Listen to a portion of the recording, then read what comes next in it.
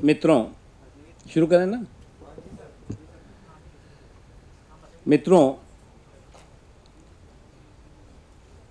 आज भारतीय जनता पार्टी देश के लगभग 23 स्थानों पर हमारे पार्टी के जो प्रमुख नेता हैं उनके द्वारा प्रेस कॉन्फ्रेंस के माध्यम से श्री नरेंद्र मोदी जी की पटना रैली में जो विस्फोट हुआ वो, और उसके बाद कांग्रेस पार्टी और जनता दल यू और उन दोनों की सरकारों का जिस तरह से अहंकार भरा रवैया रहा, उसको लेकर के, और उसके साथ ही साथ जिस तरह से सुरक्षा को लेकर कैजुअल अप्रोच और एक तरह से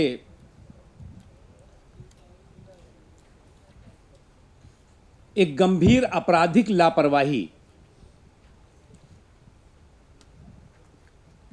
बिहार की सरकार ने की, उन तमाम मुद्दों को लेकर के अलग अलग जगहों पे हमारे पार्टी के वरिष्ठ नेता अलग अलग राज्यों में आज प्रेस के माध्यम से, अन्य कार्यक्रमों के माध्यम से लोगों को बता रहे हैं। रविशंकर प्रसाद जी पटना में आज प्रेस को संबोधित करेंगे। अनंत कुमार जी भोपाल मध्य प्रदेश में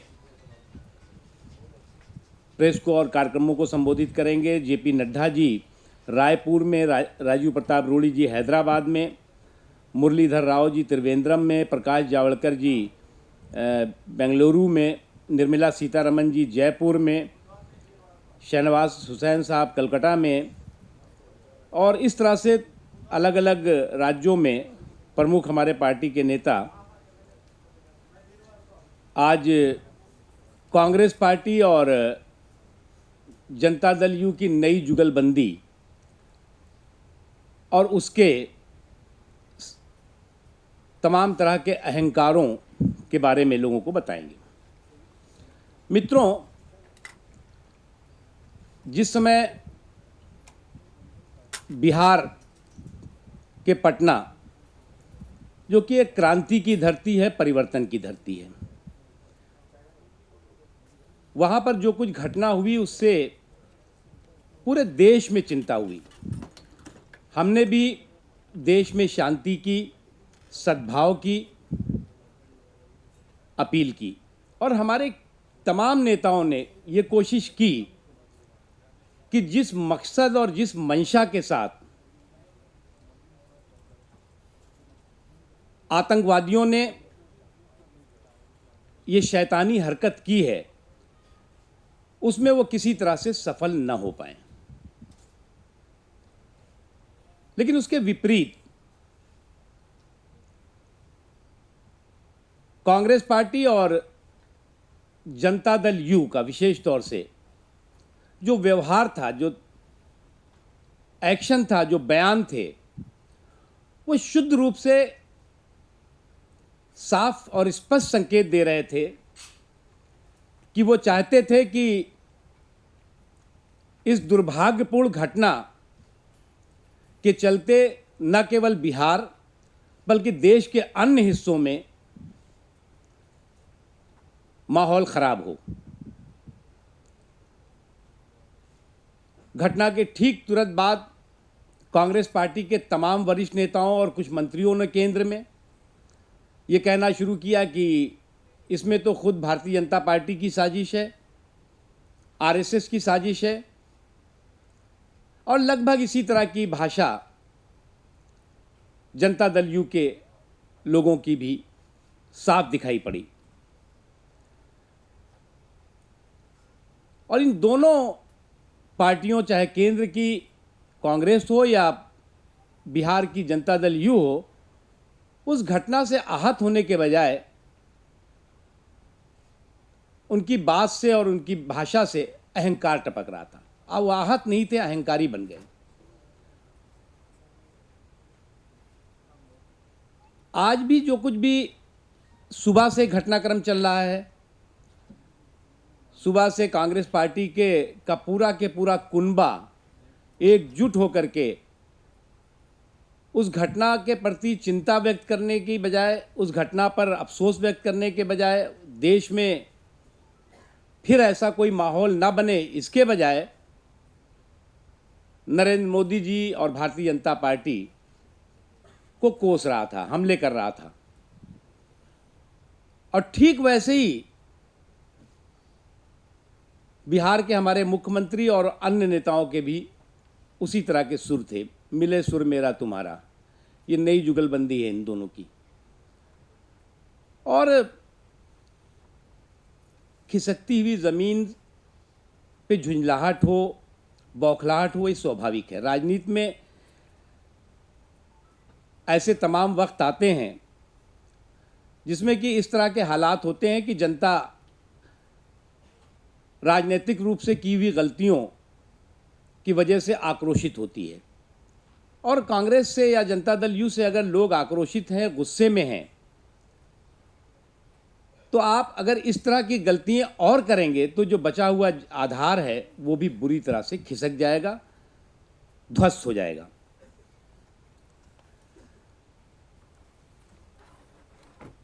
डॉक्टर राम मनोहर लोहिया, जयप्रकाश नारायण जी का जिक्र हो रहा था। उन्होंने जिस गैर कांग्रेसवाद के सिद्धांत के साथ उनका दामन पकड़ा था, उनके सिद्धांतों के साथ जुड़े थे, आज वो उनका गैर कांग्रेसवाद में तब्दील हो गया है। और जिस तरह की भाषा, जिस तरह का व्यवहार है, उससे बहुत साफ दिखाई पड़ रहा है कि ये कांग्रेस पार्टी की बी टीम बन गए हैं।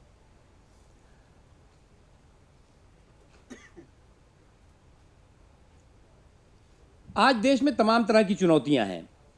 जिस बात को श्री नरेंद्र मोदी जी बार बार कहते रहे हैं और बार बार लोगों के बीच में लेकर जाते रहे हैं, जितनी ताकत कांग्रेस पार्टी, जनता दल यू, श्री नरेंद्र मोदी जी के विरोध में लगा रही है, भारतीय जनता पार्टी को रोकने में लगा रही है, अगर उसकी 25% भी शक्ति और ताकत और कोशिश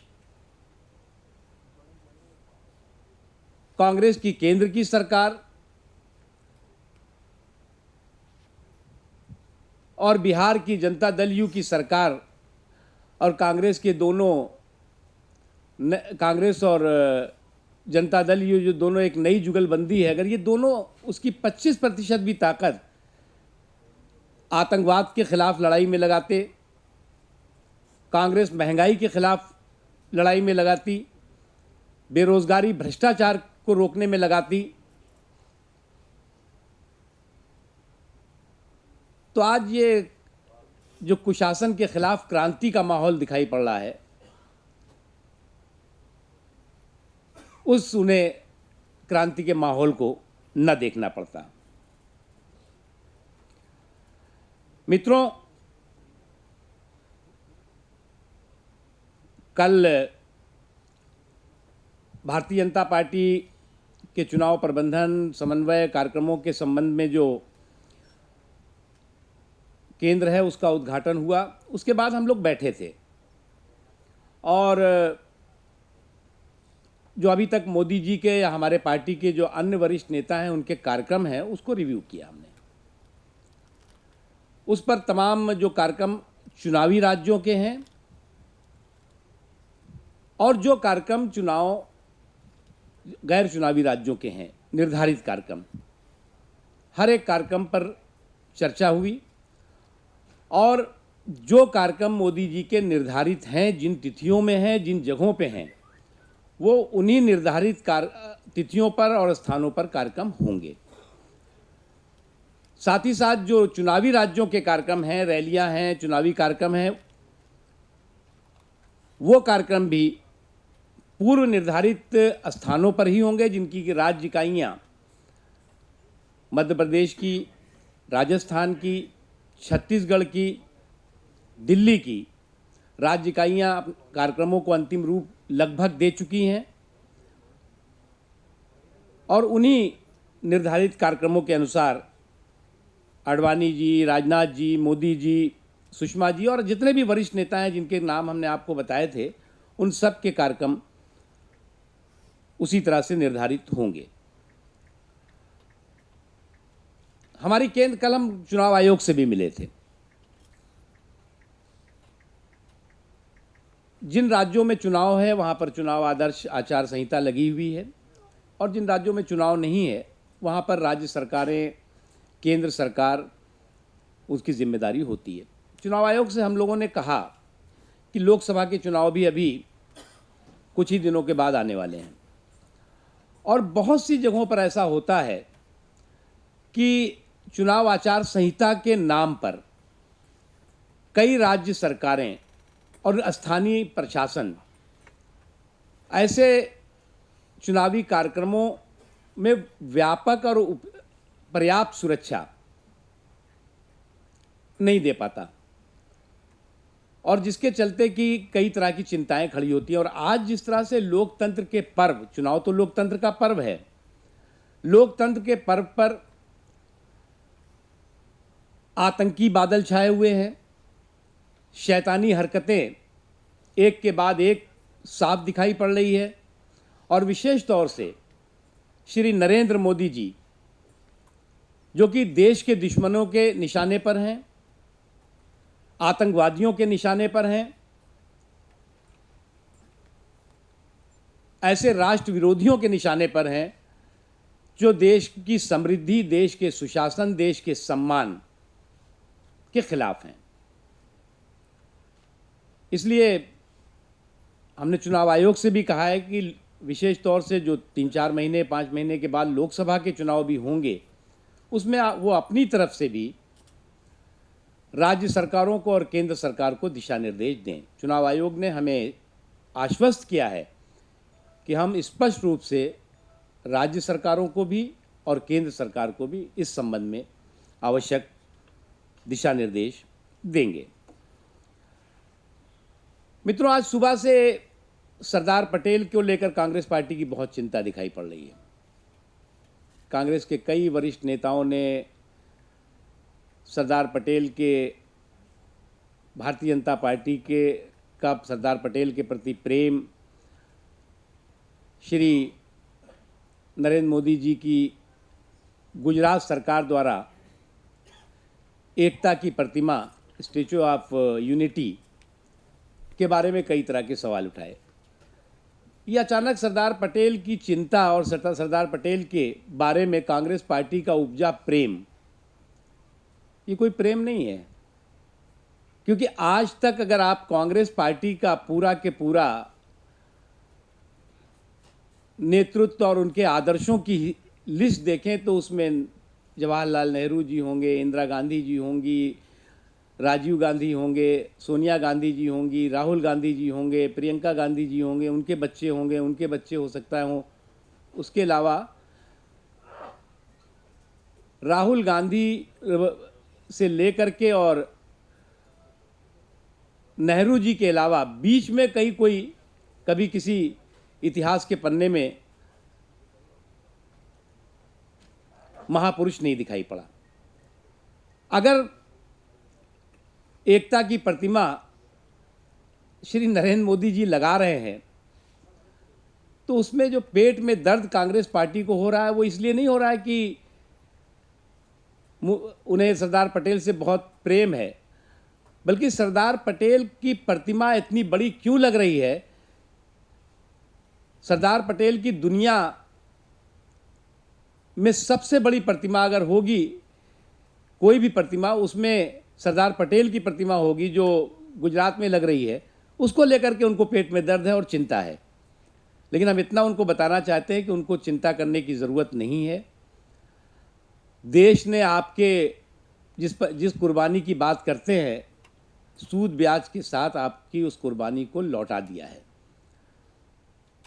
अब जो है वो देश दादा दादी, मम्मी पापा, टूजी, जीजा जी ये सब नहीं सुनना चाहता।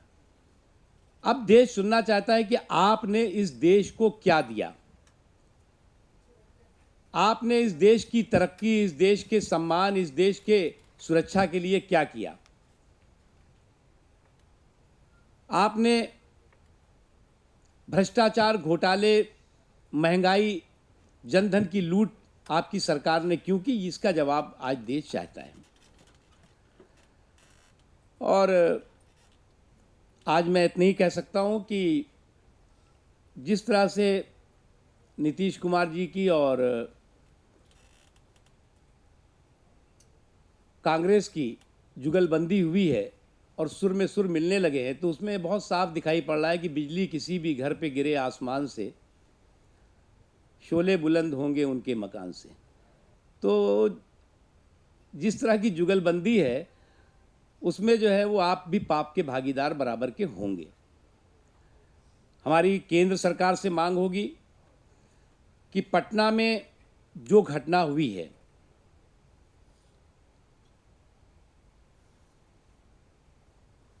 वो अपने आप में कई तरह की चुनौतियां और कई तरह की चेतावनी देश की लोकतांत्रिक व्यवस्था को देती है। और आज देश में अगर इस तरह की ताकतें सक्रिय हुई हैं, ऐसा लग रहा था कि बम धमाका नहीं, वो तो डायनामाइट टाइप लग रहा था। आज भी हुए धमाके, एक बहुत सुनियोजित ढंग से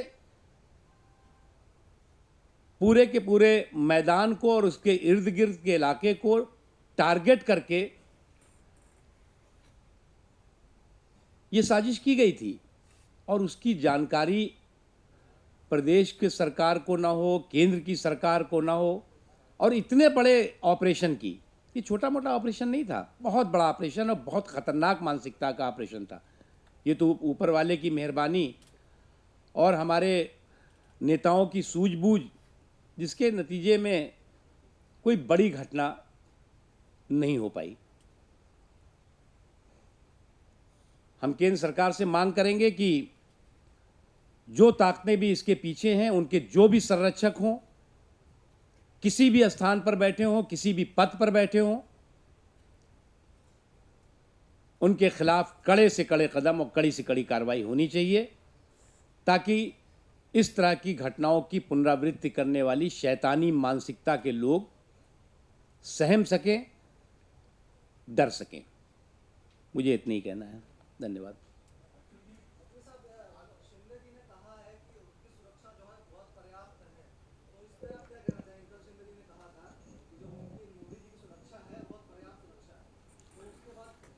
देखिए, मुझे लगता है कि गृह मंत्री जी का जो अप्रोच है वो बहुत नकारात्मक अप्रोच है, निगेटिव अप्रोच। इस तरह की गंभीर घटनाओं पर भी इस तरह का निगेटिव और कैजुअल अप्रोच एक होम मिनिस्टर का, चिंता की बात है। और जिस समय यह घटना हो रही है, उस समय होम मिनिस्टर साहब किस फंक्शन में थे और किस कार्यक्रम में व्यस्त थे, ये सभी ने देखा। यहां सुरक्षा का सवाल नहीं है, देश की सुरक्षा का सवाल है। ये जो कुछ उस मैदान में हुआ, वो सिर्फ मोदी जी की सुरक्षा को चुनौती नहीं थी, वो देश की सुरक्षा के लिए चुनौती थी और देश के लोकतंत्र के लिए चुनौती है। इस बात को अगर वो नहीं समझ पाएंगे और एक मंत्री अगर ये कह देंगे कि रैली क्यों नहीं खत्म कर दी जब इतनी हो गया, तो ये मानसिक रूप से दिवालियेपन से ज्यादा कुछ नहीं कहा जा सकता। कांग्रेस पार्टी का जो एक्शन और रिएक्शन दोनों है, वो तो ऐसा लग रहा है जैसे इस घटना पर और आतंकवादियों के इस धमाके पर वो जश्न मना रहे हैं।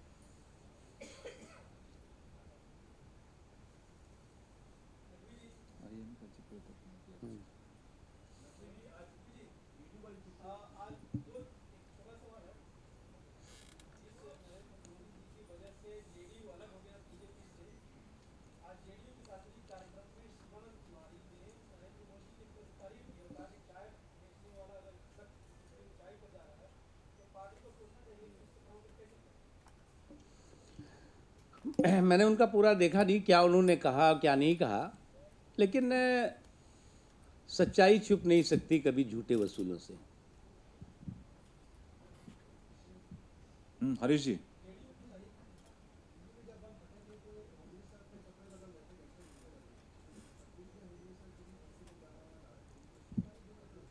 हाँ, तो मैंने कहा ना कि ये होम मिनिस्टर इससे पहले के होम मिनिस्टर थे और आज के।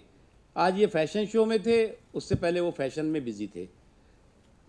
और होम मिनिस्टर जो है वो अभी तक बता ही नहीं पा रहा है इंडियन मुजाहिदीन का की गतिविधियों का हाथ, उसका लिंक, जिस तरह से एक ख़तरनाक साजिश के तहत ये घटना हुई उसके बारे में बिल्कुल चुप, खामोश।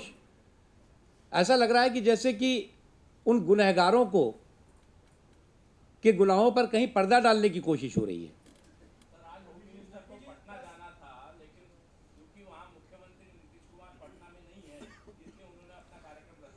हाँ, तो नीतीश कुमार जी भी जिस तरह से इस पूरी की घटना को जो है वो मजाक में ले रहे हैं, उसी तरह से होम मिनिस्टर ले रहे हैं। कोई इसमें कोई नई बात, इसीलिए हमने कहा जुगलबंदी दोनों की है। उमाशंकर।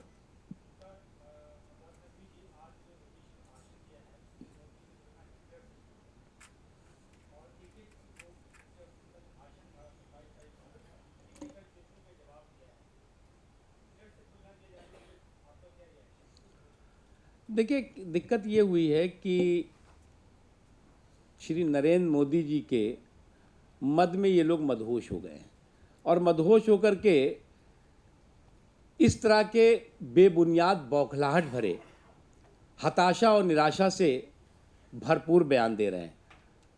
इनको इस बात का एहसास आज भी नहीं है कि देश की धरती और देश के लोग आज क्या चाहते हैं। अगर वो कांग्रेस के कुशासन के पिछलग्गू बनकर के इसी तरह की भाषा और इसी तरह के काम करते रहेंगे तो निश्चित तौर से देश के आने वाले लोकतंत्र का इतिहास और देश का इतिहास, राजनीतिक इतिहास, उन्हें इतिहास के पन्नों से साफ कर देगा। Sir, Nitish Kumar has cheered into Narendra Modi saying that if he is dreaming of becoming the PM just because he is from the backward caste, it's not right. Pardon? He has said that if Narendra Modi is dreaming of becoming the PM just because he is from the backward caste, it is strange. देखिए, ऐसा है कि अगर नरेंद्र मोदी जी, चाहे वो Congress party हो, चाहे वो जनता दल यू हो, चाहे समाजवादी पार्टी हो, चाहे कम्युनिस्ट पार्टी हो, चाहे जितनी भी ये सेकुलर सिंडिकेट हो, अगर नरेंद्र मोदी जी को ये पानी पी पी करके कोस रहे हैं तो इसका अंदाज़ा और इसका एहसास बहुत साफ तरीके से लगाया जा सकता है कि आज देश क्या चाहता है।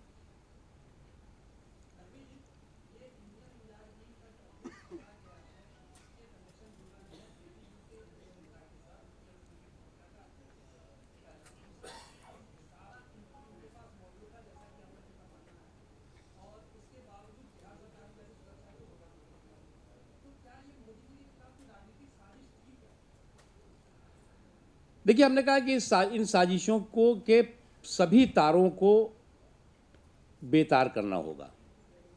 ऐसे तमाम षड्यंत्रों को और षड्यंत्रकारियों को बेनकाब करना होगा। हम किसमें कौन सी साजिश थी, कौन सी नहीं थी, इसको हम नहीं देखते, लेकिन इतना ज़रूर है कि सियासी साजिश थी कि नहीं थी, लेकिन शैतानी साजिश ज़रूर थी।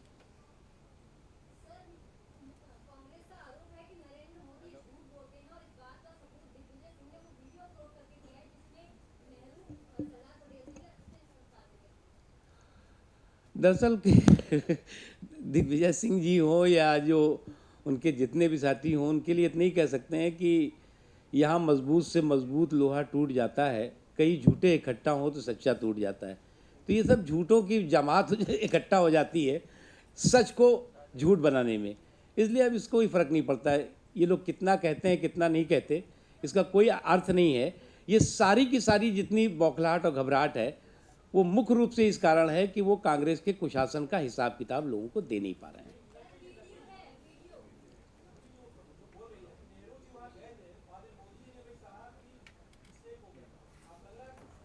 अरे भाई, जब मोदी जी ने कोई इस तरह का इंटरव्यू ही नहीं दिया तो दिग्विजय सिंह जी को सोनिया गांधी जी से या राहुल बाबा से पूछ लेना चाहिए पहले बयान देने से पहले कि भैया ये मैं बयान देने जा रहा हूँ मोदी जी के ख़िलाफ़, कहीं बाद में इसमें फंस तो नहीं जाएंगे।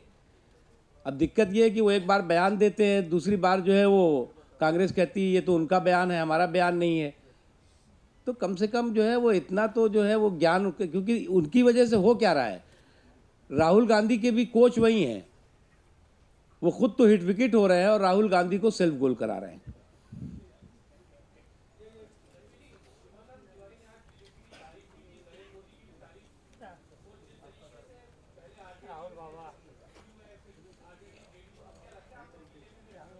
देखिए, उन्होंने अपनी पार्टी में, उनकी पार्टी के कार्यक्रम में किसने किसकी तारीफ की, किसके किसकी बुराई की, वो बहुत महत्वपूर्ण नहीं है। महत्वपूर्ण यह है कि जो घटना एक दिन पहले, 2 दिन पहले हुई हो, उसके प्रति उनकी पार्टी का अप्रोच क्या था।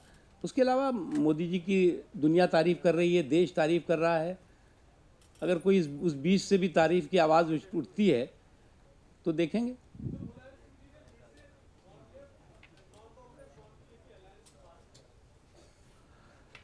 देखो भैया, ये जब चुनाव आता है तो चुनाव में इस तरह के शगुफे और इस तरह की बातें सुनाई पड़ती हैं, और चुनाव की बिसात पर इस तरह के मोहरे खा बैठते हैं और चुनाव आते आते वो बिसात अपने आप बिखर जाती है। तो इसलिए इस तरह की का कोई महत्व नहीं। सीधे सीधे चुनाव देश में कांग्रेस पार्टी के नेतृत्व वाले यूपीए और भारतीय जनता पार्टी के नेतृत्व वाले एनडीए के बीच में होगा, और यूपीए और कांग्रेस पार्टी के कुशासन का सूपड़ा साफ होगा, और भारतीय जनता पार्टी और श्री नरेंद्र मोदी जी के नेतृत्व में सरकार केंद्र में बनेगी।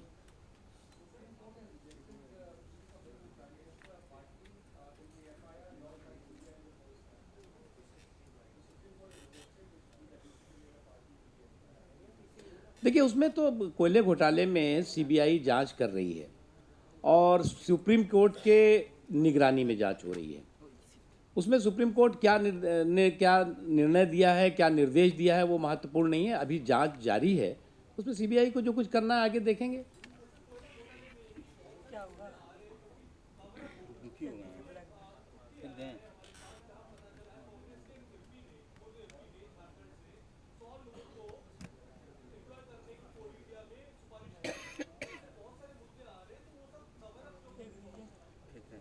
देखो भैया, अभी कोयले के कुएं में बहुत से कंकाल हैं और उन कंकालों को बाहर निकालना है।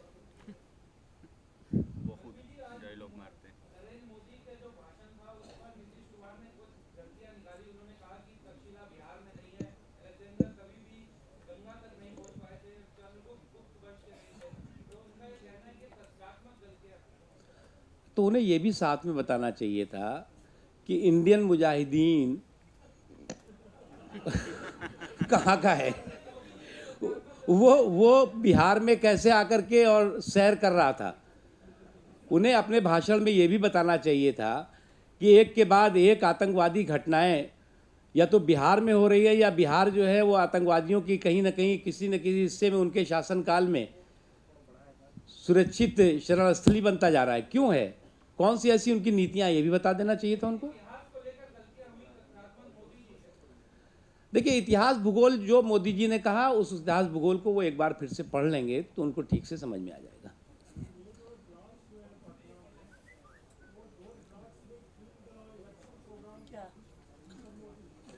जी, पानी में डालेंगे, फुल चाय। एक मिनट बाइट के लिए तैयार हो यार, बाइट इतना बोल रहा है, कौन बाइट लेगा? देखिए, इस तरह की अगर कोई कायराना मानसिकता के साथ इस तरह की किसी ने हरकत की है तो उसको निराशा होगी। और निश्चित तौर से ऐसे लोग, जो लोग कि इस समय हताश हैं, निराश हैं, मैंने पहले भी कहा कि ऐसे देश के दुश्मन, ऐसे लोकतंत्र के दुश्मन इस समय बौखलाहट और घबराहट में इस तरह की घटनाओं को अंजाम देने का षड्यंत्र कर सकते हैं। इसलिए केंद्र सरकार को भी सतर्क रहना होगा, और हमने भी अपने कार्यकर्ताओं को इस बारे में आवश्यक दिशा निर्देश दिए हैं सतर्कता को लेकर। बहुत बहुत धन्यवाद।